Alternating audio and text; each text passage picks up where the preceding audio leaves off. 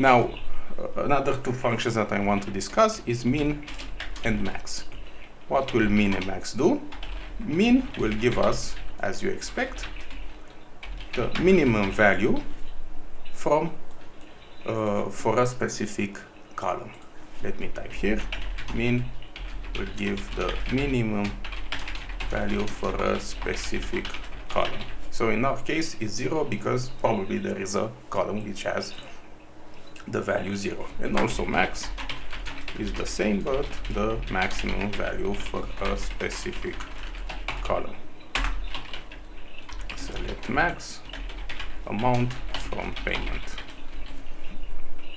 and it's 12. Now let's type our condition.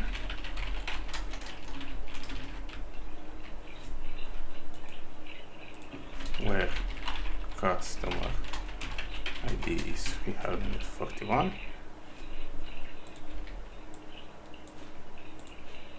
So the minimum amount is this, and this, the maximum amount is probably 19.99.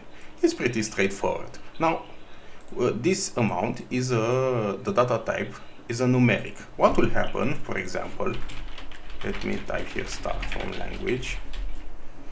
What will happen if I type select min name from language? What will happen? Let us see. So I get English. Why did I get English? Because it's the way that Postgres compares character types or varchar types, data types. So basically English, because the E in the alphabet is lower, it's the lowercase, it's the lower letter in comparison with these numbers. But it doesn't compare like this. It basically transforms them in Unicode, and every character has a number, and it compares those numbers. But what I wanted you to understand is that this min and max amount also is working on characters. So for example, max will be Mandarin.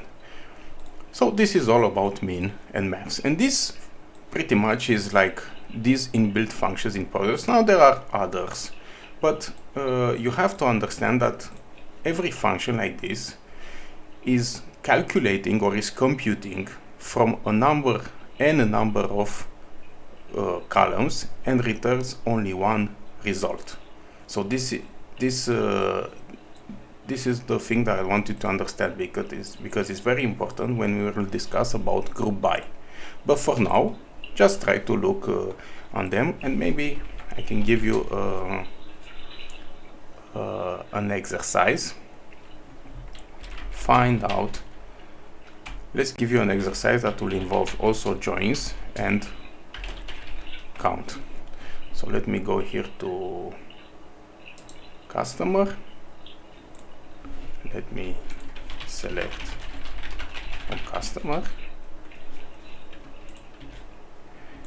and we have,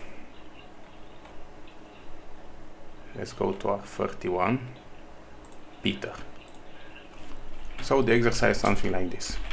Find out the average amount that Peter spent and display it.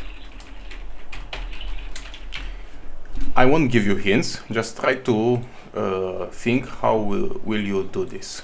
The Peter, how will you do this? You can select the whole row or just a column, it doesn't matter. Let's say that this is like a task that you are receiving and you want to build the query.